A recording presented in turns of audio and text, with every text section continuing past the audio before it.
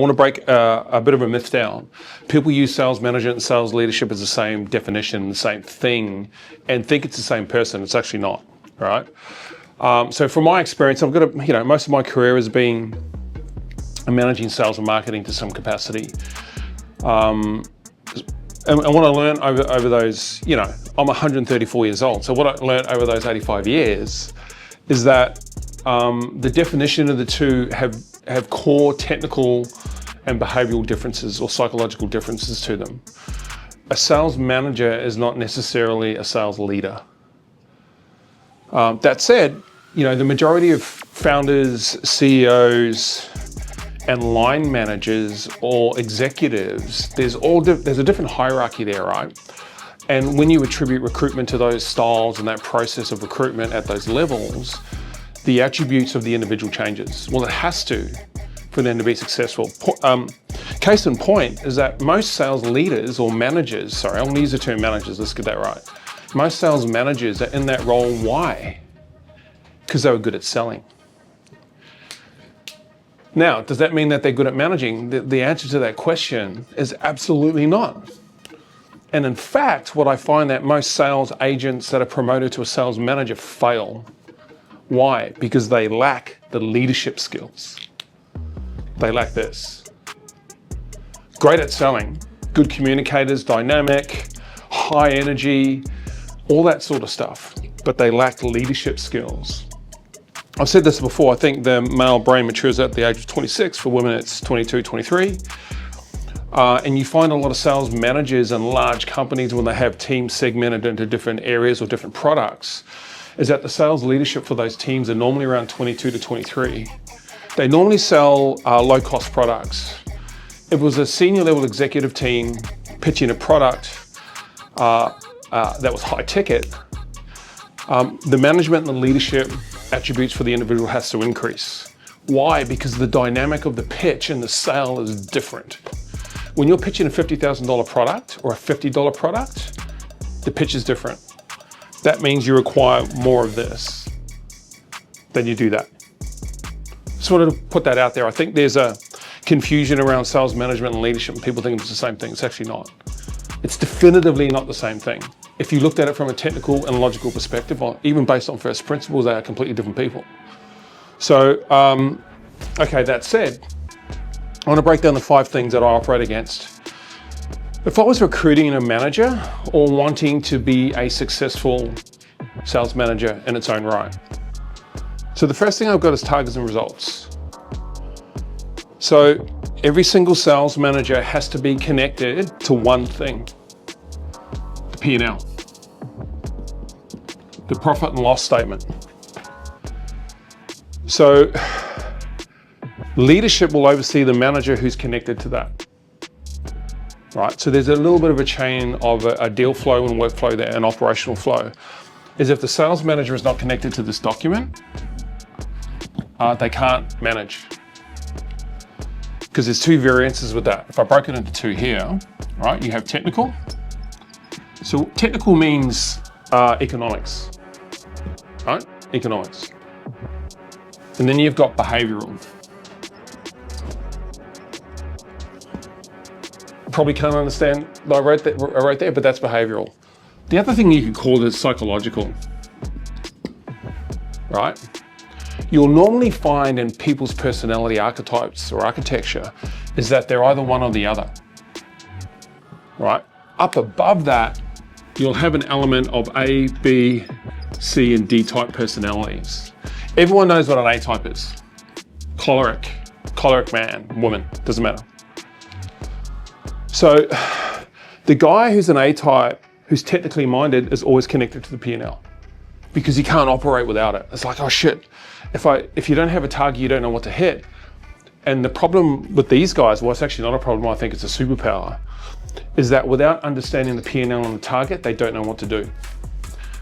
This guy here, who I think is high risk, is not connected to the P&L as a manager, right? Even if he was an A, B, C, D type personality, it's because he's going to manage on behavior. So this is the guy that creates camaraderie in a team. They do team events. They have competitions, they do morning huddles, and they're constantly talking and having fun, right? This guy here, not so much. This guy here will manage on metrics. This guy here won't. It's very difficult to find someone who sits right in the middle of this, who's kind of evenly balanced, right? Very difficult. I probably think I'm a little bit of both, right? What did they call that? Was it, I was going to say metrovert. It's not metrovert. Yeah. We spoke about it the other day. Ambivert, right? An ambivert is someone who can actually do both. So, Ambidextrous. like ambidextrous, That's true. left and right. There you go. So targets and results is my thing. Like if I can't see the P&L, I don't know how to lead a team. I can't manage a team. Because if you have a team of sales agents, and basically that's the narrative of this discussion today, is that you can't win the P&L economically on behavior. Behavior is a byproduct, I get that, but it's not its foundation and it doesn't underpin successful sales. Just absolutely does not. How many awesome people do you know can't deliver results? Like there's heaps of them, right? And the failure in the recruitment process is what they do is they recruit on behavior and they don't recruit on technical economics.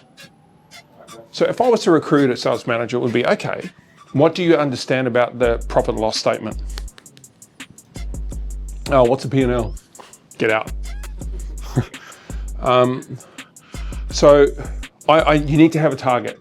So the narrative is target and result are my first go-to. So if I was going to apply for a sales manager role, one of my first questions is what's your target and where is it at now? My third question is why can't you hit that target? And then you would build the conversation out from there. So target. So what is the number, the metric that you have to hit for each member in your team to get the target? Let's just work with a simple number, 100K a week, right? 100K a week. You got 10 sales agents times 10 agents. So they each have to do 10K a week. There you go. That's your starting point as a manager. Behavior has nothing to do with this. Absolutely nothing. Behavior is more in the leadership camp, not in the management camp. You can think of management more so as a technical engineer, right, as opposed to the designer. Designing's great, but I could still build it without the designer because I'd figure it out. So that would be my first go-to. So if you're in a sales management role, you're probably going to be one of these two people. Now you're watching this and going, oh yeah, you're right, Lawrence, I'm actually this person. If you're this person, that's okay. You can still be highly successful in that space. But you need to understand the technical application of the profit and loss statement and the targets that you need to achieve and be algorithmic with it, right? So figure out what the numbers are you have to achieve for your team in order to get that, which is the weekly sales target for the company. Like it's super critical to understand that. And you will be one of the two. It's very rare to find both. These personality types, an A-type personality, look, everyone probably knows what that is. You know, he's the guy who carries an M16 and is walking around New York City looking for Democrats. That was a joke. It was Wait, I don't think you know, and you've got analytical personality types, right? You've got passive personality types. There's all these different categories now. It's different now than what it used to be. I think there's been an expansion on the definition of personality types in the last few years, certainly since post-COVID. So that's my take on that first step into sales management, right? It's difficult for people who probably occupy the behavioral psychological management space to really get connected to metrics. And in fact, what you'll find is they sort of run away from it a little bit. It's because they don't understand. It's not that they don't understand the numbers. Let me be clear. The issue is they don't understand how to connect their natural ability to influence and connect that to the number, to the metric. Because it's in two separate categories. The divides, the wall between them, like Mexico and the United States, It's too big. You can't climb it. So it takes time to get there. And what I mean by that is, a guy who sits in this space understands it very easily. A guy who sits in this space does not. So, but what has to happen to successfully achieve that, which is the weekly result for the company, is you actually need to have both. But if you were to weight it, as a sales manager, you've got to think about how you weight yourself, right? Because that'll give you an understanding on how you lead.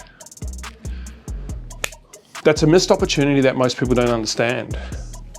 People talk about this for relationship development, right? Between a man and a woman, or a husband and a wife. Is that what's the weighting? Like, you have to understand who you are. What are your strengths and what are your weaknesses? That's what I mean about weighting, right? Is that if you're more of this and less of this, you obviously know that this needs to be strengthened. So you're gonna do more lifting, heavy lifting here and less here, because you're attuned to this already, and vice versa. Right, so if you're highly behavioral and not technical, or highly technical and not really behavioral, you have to figure that out. But there's one thing that underpins it across both categories, is metrics. Why? Because the company will manage you on them. The company's not going to say, hey, you've missed target for 4 months in a row, but the guys are really happy. Well done. Like,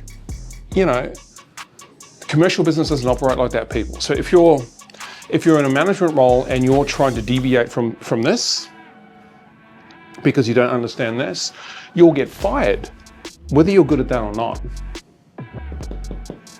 That's just how it is. That's business, right? So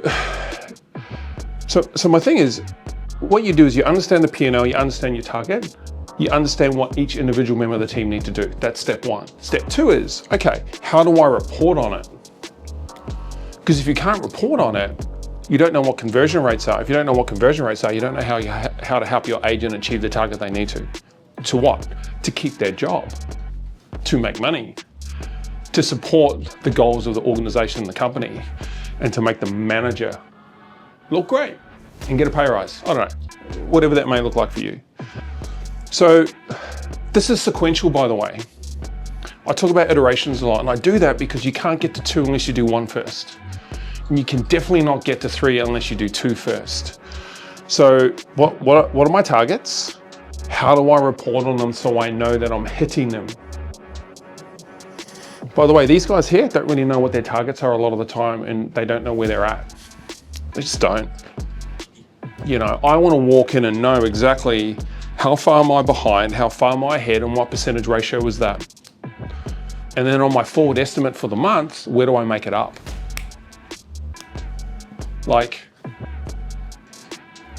it's because I live in this space. I have that, but I live in this space. I need to know what the number is every morning. Like, I look at the bank account every morning, because I don't have a life. But that's one of the first things I do because it tells me a story.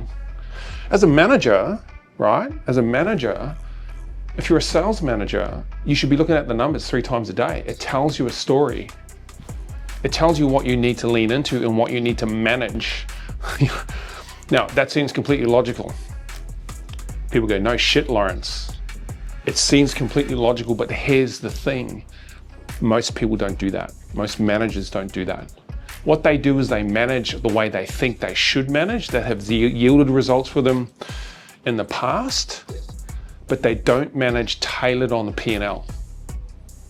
So my thing is, when I live in this space, if I see the P&L's down or the sales results are down, I look at the metrics. The metrics tell me, oh, our call rate's dropped by 23% this month. So where does my management go? Pick up the call rate. Again, it's all sequential. What comes first? The call rate has to go up for the appointments to go up, for the conversations to go up, for the sales to go up. Look, you cannot, as a manager, push your team behaviorally or psychologically into close training, how to close a deal, if they can't book an appointment. Like, it's not going to play out well for you. You will lose your job as a manager. So you have to really think about that, right? So what I'm doing is I'm breaking things down into categories, and I'm doing it in order, by the way, because it has to be done in order. You cannot focus on execution without reporting. For example, you can't. Because one has to come before two. Two has to come before three. I know I sound like a scratch record. For all those people who are 22 years old, you go, what's a record? It's this round piece of plastic they used to put music on. Anyway, I won't get into it. But so targets results, what's my target? Number two, how do I record my metrics to ensure that I know where I am in relation to my target? By the way, if I was to say I lived in this space, behavioral psychological, if my team in this space were achieving their targets, what are they? Happy as Larry. The problem is the behavioral guy who's not non-technical, who doesn't understand the P&L, right? He's managing on this hoping that this will happen. By the way, 99.99999% of the time it won't. And if it does, it's the market, it's not you. It's not. Because that's illogical for that to be the reason. Right? So, but you do need both. You sort of do need both. But certainly more of the technical application and the metrics. Okay, so those are my first 2 points. Second, I just went, those are my first 2 points. Second. Third, recruitment. Recruitment would fall under the management banner about recruiting the right people. What can I say about recruitment? I've done a lot of recruitment. I actually owned part owner, co-founder in 2 recruitment companies, which we sold quite a few years ago, working in the energy space, construction, all that sort of stuff. And I worked for one of the largest recruitment firms on the planet. I think there were about 8,000 employees, and I was a senior executive in that business in my 20s, by the way. So I'm pretty connected to recruitment. I think it's such a pivotal component to success. So for example, if I was to talk about sales management, you got to recruit the right manager. And like I said before, don't recruit the guy who's good at sales. They'll probably not be a good manager. They just won't be. Now, people ask me when I speak to them about sales, you know, some guy will drop me a message on LinkedIn and, can I steal 15 minutes for you? And oh, cool, man. I'll do that. If I can help, I can help. And recruitment is one of the things that is probably one of the biggest problems in the market right now, because everyone says, I've got a sales manager, and you know, that manager's not producing the results. But, hey, all founders and CEOs have to take responsibility. All right, that's first and foremost. That's what leadership is. See the difference? So you probably recruited the wrong person. And most of the time I speak to people about it, they have the wrong person in the role. They have the wrong person in the role. So you got to get the metrics around the recruitment process right and understand exactly what this person looks like in terms of these 2 verticals. You want that more, that less. Because that can be covered by the team themselves or a supervisor. This is the important thing, because that's connected to the economics of the company, which is what managers are managed against. They're not managed against bowls of ice creams, unicorns, and rainbows, right? They're managed on numbers and only numbers. So you got to remember that. So to get that right, you have to understand these 2 personality types and alignment with that. And then it comes down to experience. So a company looking to recruit a sales manager, if you're a sales manager looking to move into a more senior role, or you're a sales executive looking to move into a management role, there's one lens that they'll look at you through. Have you done that before? So that comes down to experience. Experience. What does that mean, Lawrence? Have you done this before? Now the guy says, no, I haven't done that before, but I'm really good at motivating people. The answer is no. That's a no. Can't do that. Motivation is not a strategy. How many times have you seen that on Instagram? Motivation is not a strategy, right? And by the way, motivation only lasts for a couple of hours. And then they're back to being pissed off and angry because they're not hitting their targets. Then you have to come down on them and all this sort of stuff, you know, starts to ensue. So you don't want to do that. You just want to find a guy who goes, okay, if the goal of the company on the P&L, and it's the manager's responsibility, when you go to the recruitment process, what you want to do is you want to find a guy who's taken the company from 50K to 500K. Because why? That slots right in here. And he's going to give you growth to there because he's done it before. If you promote a sales agent to a management role, that's just suicide. Why? Because I've never done it. Oh, but they're really great. They're such a good guy. Well, Jesus, they probably are. But that's no reason to put them in a role that carries that responsibility. It's irresponsible, and it puts a position that you probably like, it puts a person in a position where they're going to fail. And you're just going to waste all this time. And when you do it for the right reasons. The intent is there, but technically the algorithm says no. Computer says no. It says no, you can't do that. It will tell you, no, you're not allowed to do that. If you do that, your probability of failure is 98.9%, whatever it may be. I just made that up, but you know what I mean. The AI knows. So I would be looking for a guy who's doing this, right? That's my ideal person through the recruitment process, which is critical at number 3, is to get that right. So now you're stacking iterations of the process to get the result. The result is that, so you have to find someone who's done that before. Like, you know, if you wanted to paint your house, you don't go searching for someone who's never painted houses before. Like, how stupid would that be? I bet you there's some people that have done that going, oh my God, what was I thinking? You know what I mean? Like, you go, oh yeah, but it's gonna save me money. No, it's not. It's not going to save you money. It's gonna cost you more money. Why? Because they haven't done it before. Results, right? So you have to recruit the management team and in control of the sales team who has done that plus more. Like, you know, it could be 2x. Your goal is to get to 100K a week. This guy got a team to 200K. Great. Now, he can either learn to get you to 500 or he can't, but that's okay. At least you bought yourself a little bit of time.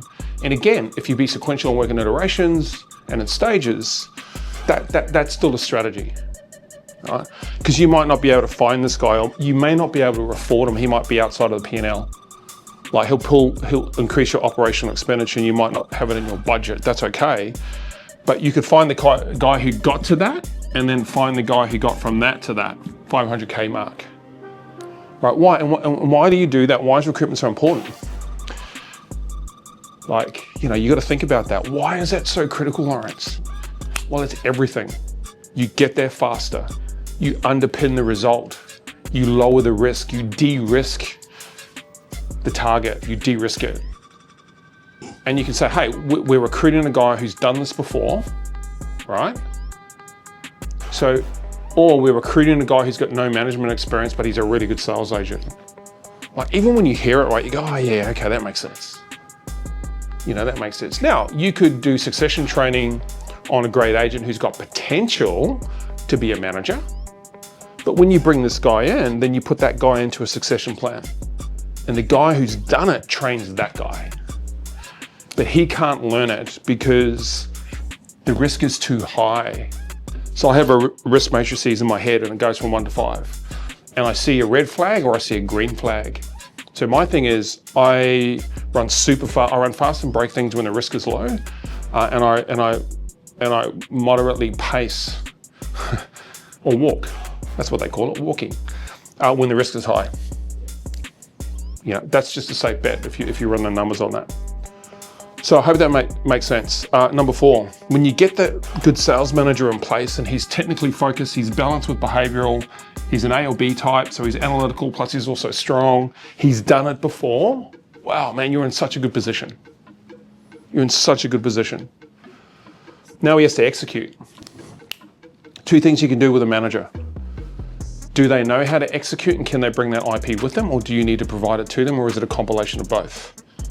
Right? Like, do you collaborate on it, or do you have a proven system that's worked for the team previously, that's connected to the policies, that's connected to your SOP that's connected to your customer, your market, your product, your service, whatever it may be. Because it's high risk to bring a guy in, get him to execute without any framework. That's why I've written framework there. It's super critical. I've done it myself more than once. I just let them go for it. And it costs hundreds of thousands of dollars every time. Like it just does. So I've lost a lot of money in this space without without framework. Now I have a proven system that works, and I thought, oh yeah, but they've done this before. But yeah, they've done it in a different market, with a different avatar, with a different group, a different company, different product, different service, different policies, different SOP. It's all different. So to think that it's going to emulate and it's just turn it on, it's going to work, is foolish. So my advice would be the manager who lives in the space, you have to provide them with some framework, or you have to collaborate on it. Because as the founder or the CEO, you should know what works for the company, right? You should. If you don't, well, go hide under a blanket and hope everything's going to be okay, because that's going to be a challenge. So execution is my thing though, right? I love it. Execution is my thing. I think, good ideas are great, but execution matters. So without it, you can't survive, you can't be successful, you certainly can't hit the number, and you can't support the team. Because if you're not executing in alignment with the target and the result and the way that needs to be executed against, you'll just never get there. And then everyone gets frustrated. And normally the reason why people fail is because they lack execution. They either don't do it, they do it poorly, or they do some of it and then they start chasing unicorns and end up running off a cliff. It's true. I mean, I see it all the time. So you got to be sort of careful about that. I sort of looked after a few offices that had pretty competent managers in them, right? This is when I was working in that corporate space as a full-time employee. God, that was challenging. I always used to have the CEO. I don't know. Look, I'm just a little bit of a side note, is that true founders know that they can't work for somebody else because you just piss everyone off. That's just how it is. But when I was managing a bunch of branches, so I think they call them branches, and this is in recruitment, by the way, there were 14 of them, is that I had some great managers. And I guarantee you they were either this or they were either that, right? The problem with, even if they are these two things, these guys normally know how to execute, these guys do not. And I used to talk to them all the time about execution. So I'd say, hey, you're going to miss your target this month. What are you going to do to turn that around? And there's one thing that you never want to hear when you say that to somebody, especially who's in a sales management role. What do you mean? This guy says it a lot. This guy doesn't normally say it. This guy goes, oh, hey, look, I'm aware of that. Our core rate's down by 30%. Our pickup rate's dropping as well. I've been watching it. It's been dropping about 0.5% for the last 14 days. So we're going to do X. Hey, that's what you want to hear. This guy here will have no idea. Right? So this will be presumption and assumption. This will not. So the execution part of sales leadership, sales management, not leadership, I'm not there yet. Sales management is to execute against company policies, is to execute against strategy, and is to execute against the best interests of the company.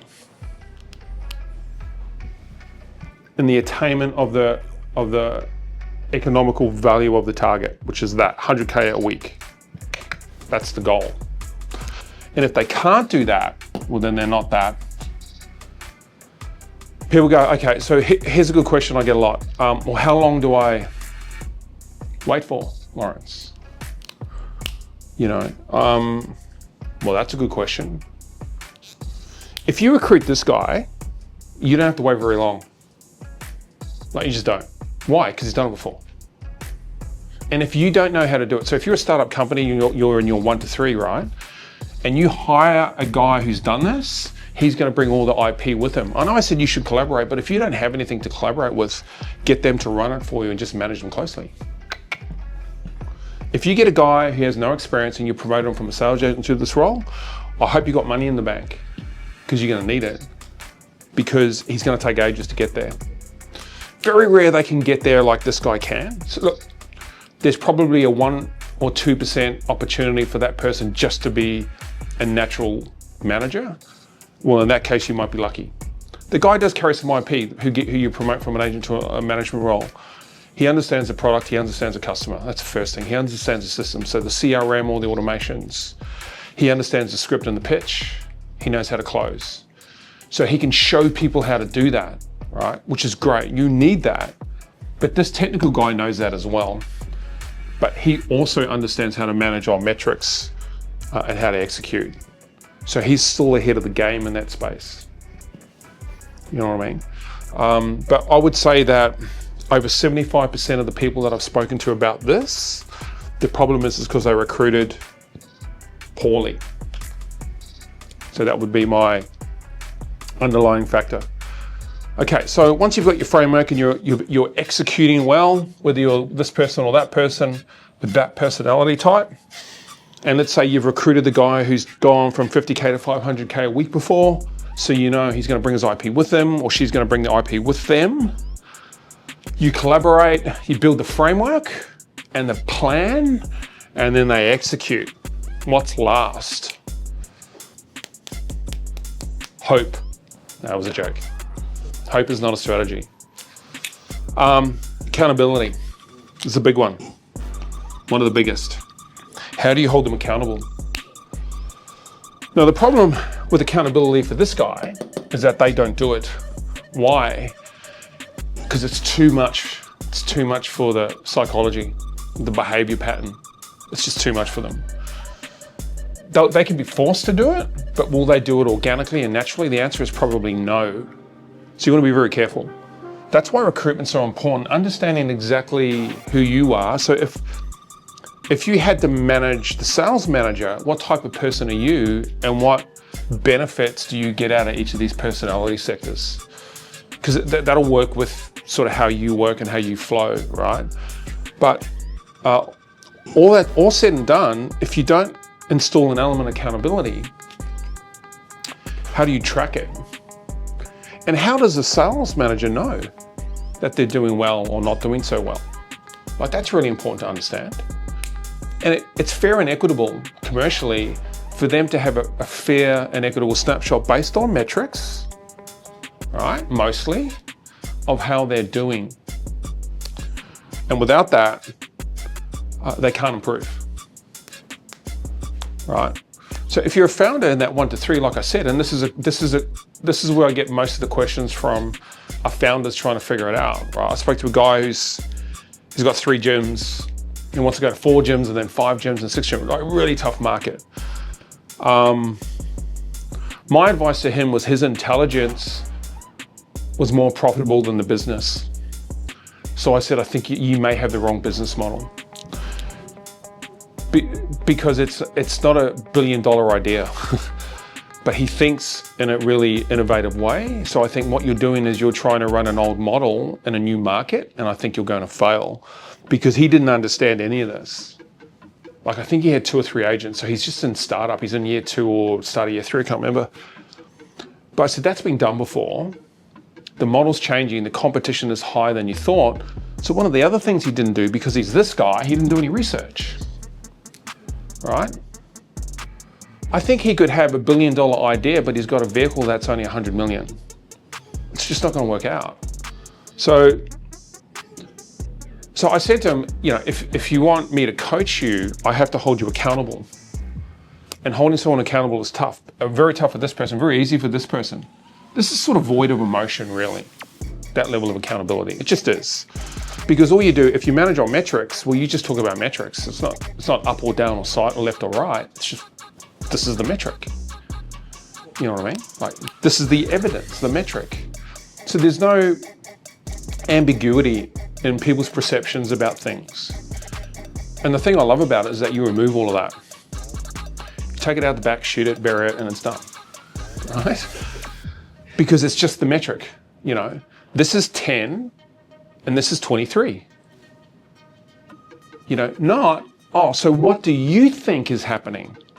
And then people express their opinions without the basis of research and metrics, and it becomes very difficult to come to a resolution compatibly, by the way, where you both agree, where you can re-execute the solution. So if you're looking at the equation, all of these 5 things have to play in together, and they are quite closely connected. And my thing is you have to do them sequentially. Each of them have to be done in sequence, all right? Each of them have to be done in sequence. You've got to have the target before you figure out what the metrics are that you need to report on to get to the target. Because once you go, okay, so if it's 100K, great, all right, so our target is 100K, awesome, why is it 100K? Oh, because last, year to date, we did 80K. So we're looking, so you're looking for a 20% improvement in gross sales. Great, excellent. I think that's achievable. Great, sign off on that.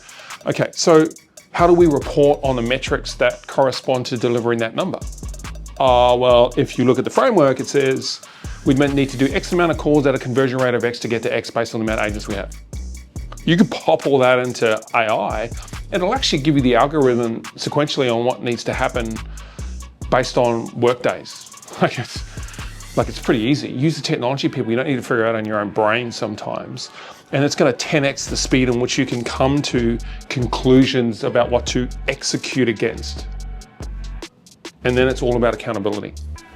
Holding the sales manager accountable, right? Which is really tough. I think it's a hard thing to do. You know, the problem with, I think, leadership. Well, I'm going to pivot. I'm going to just quickly talk about leadership for a sec. So I'm going to get off the management thing, because I think this is really critical. There's a difference between management and leadership, right? Now, this is my opinion based on my experience, you know, all the education that I've received, the coaching that I've received, the companies that I've run, so the companies that I've led, is that this is more technical.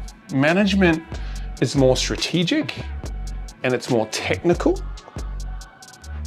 right? And for a company, it is about the profit and loss. It's about the balance sheet. It's about the profitability. It's about the growth. It's about scalability. It's about policy. That's what managers should be doing. So they're working quite intricately with their frontline people, right? And it could be a sales agent, it could be an operational team, it could be a customer service team, it could be marketing, whatever. That person sits above that, right? So this guy here, who's the manager, sits directly above these people. Man, these people have no arms, by the way. All right, these guys sell long sleeve shirts. You might want to cut that. That might offend somebody. Anyway, no, actually don't cut it. Leave it in there. All right, so this guy's the manager. This guy here is the leader. And this guy manages probably 3 to 10 of these people, right? So if I went back to the personality, what sort of person does this need to be? He's not this guy. He's not this guy. This guy has to be super dynamic. This guy has a lot more experience than this guy. This guy has managed teams before, big teams. This guy understands how corporate infrastructure works. This guy understands how framework and deal flow works. This guy understands the P&L. He understands the balance sheet. He understands risks commercially, right? He knows how to navigate, and he knows how to lead using both of these elements. He's the guy who's both. That's where I started. The leader is the guy who's both. So that's the difference between the two. They're not the same individual, right? Plus, and by the way, I think leadership has become highly underrated right now. And I think with the inclusion of artificial intelligence technologies, innovation, and the exponential growth that everyone on the planet is starting to experience, this quality here, I think the value of it has just gone up significantly. Because I think our problem is we're going to not have enough leaders to manage the robots. Well, you know what I mean. We're not going to have enough leaders to manage these guys and lead them. So I think this is a bit of a superpower. So if you're sitting across both of these verticals, and you understand all of this, you can create lots of these guys who look after these guys. And then these guys look after these guys if you're talking about scale.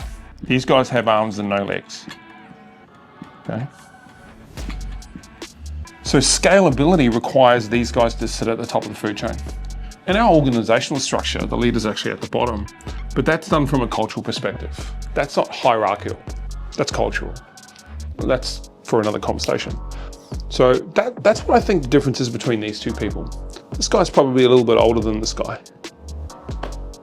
All right, so just to round up, so sales manager, what's the target? What are the results that you have to attack? Now, what's the reporting infrastructure that underpins that? So how do you know that you're moving in the right direction? If you're going to get there, you need to recruit, once you've established all the numbers, you have to go recruit someone who's done it for you before, or you're going to hedge and you're going to promote someone. Succession is very important, and then you're going to execute against it. When you execute, you have to have framework. What's the workflow, the policies, the systems, the process you're going to use to deliver the product to the customer? How do you do the follow-up, customer service, all that sort of stuff? And then how do you instill accountability to this guy to ensure that all of that is working seamlessly? Will it be seamless? Yeah, probably not. Will we get things wrong? Yeah, probably. We all do. I've got things wrong more than most people. All right. But all of this is sort of framework to a point, right? And if you understand the architecture of it, it's certainly just easier to execute against. And your probability of success just increases, right? This is all learned stuff too. No one's born to be a manager or a leader. You have to learn it, right?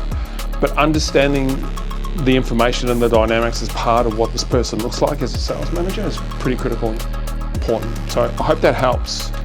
We're going to put this in a PDF, info sheet, fact sheet, they call them. Yeah. So click on the link and you can download that. Appreciate your time. We'll see you next time. Well,